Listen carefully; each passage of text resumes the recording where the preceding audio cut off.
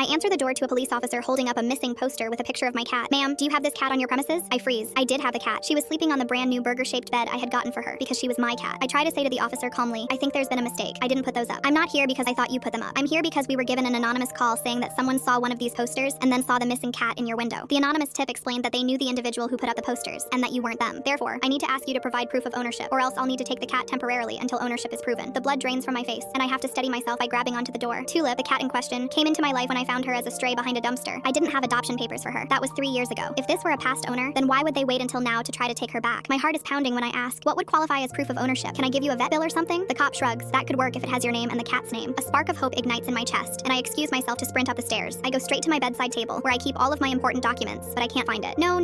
I never lose things. Everything in my home has a place. It has to. I can't help it. I was diagnosed with OCD at a young age, and I feel as if little needles are stabbing me up and down my spine when things are out of order. And yet, Tulip's paperwork was not where it was supposed to be. My heart is pounding too fast, and I start to worry if I'm about to have an episode. Just then, Tuplid rubs against my leg, purring. Ever since moving to an area where I was alone, without friends or family, Tulip has been there to help calm me back down. Something about the vibrations of her purring brings me back to reality, and she has saved me from countless bad episodes. I reach down and pet her, take a deep breath, and then head back downstairs. I force a big smile and ask, it's taking me a minute to find the paperwork. Would you like to come in for a minute while I look? The cop shook his head. I can't spend forever waiting. Please, I swear I have proof. I just need a minute. I have coffee and donuts? The cop narrows his eyes at me. I chuckle awkwardly. Too cliche, but he ends up agreeing anyway. While he's sitting at my kitchen table, I race back up the stairs and frantically begin to tear my room apart. That horrible feeling rakes at the back of my brain, but I do everything to ignore it. I had to find proof. I couldn't let him take away Tulip. I quickly emailed the vet office asking for copies, but got an automated response telling me that the office was closed for the next few days due to building repairs. I groaned. Then I remembered Tulip's vest. Since I was renting a townhome that didn't allow pets, I had to get Tulip certified as an emotional support animal and bought her a name tag and vest. I rushed to the linen closet and froze stiff before even opening it. The carpet in front of the door looked wrong. I always swiped my feet side to side a couple of times in front of the door to even out the carpet. But here I was looking down at a clear impression, showing where someone stood in front of the door. Then, when I opened the door, Tulip's leash and vest were missing. I felt a cold wave of terror pass over me as I realized what was happening. Not only did someone put up fake posters, but they also broke into my home to steal any proof I had that I owned Tulip. I was shaking. I didn't have time because I was sure the cop downstairs was getting impatient. I started to see stars this time. Again, Tulip senses I need help, and this time I pick her up and hold her close. I moved to a new city to get away from an abusive home. I felt alone and lost until I found her. The cop called up from downstairs asking for me. I had tears in my eyes, but told myself I had to focus. Maybe I could still convince him that Tulip was my family. But when I got to the bottom of the steps, I was distracted by 3 sandwich baggies lying on the kitchen table. Their contents included a flathead screwdriver, a piece of red fabric, and a business card. Before I could ask what was with the stuff, the cop asked me, your home is too weirdly clean and neat to have a ripped screen and muddy fingerprints on the edge of the windowsill. Obviously someone broke in. Any idea who would and why? My jaw dropped. I looked back down at the items. The screwdriver that ripped through the screen was owned by the same person who always wore a red jacket, and from her ripped jacket pocket, a scrap piece of fabric and one of her business cards fell out. It was the one person in the world who had a problem with Tulip, my landlord, Mrs. Baker. She came up with this plan to get her hands on Tulip. After an investigation, emails were found on her laptop where she told a shelter 2 counties over that she had a very sick cat she wanted to be put down humanely. Tulip and I moved shortly after her arrest.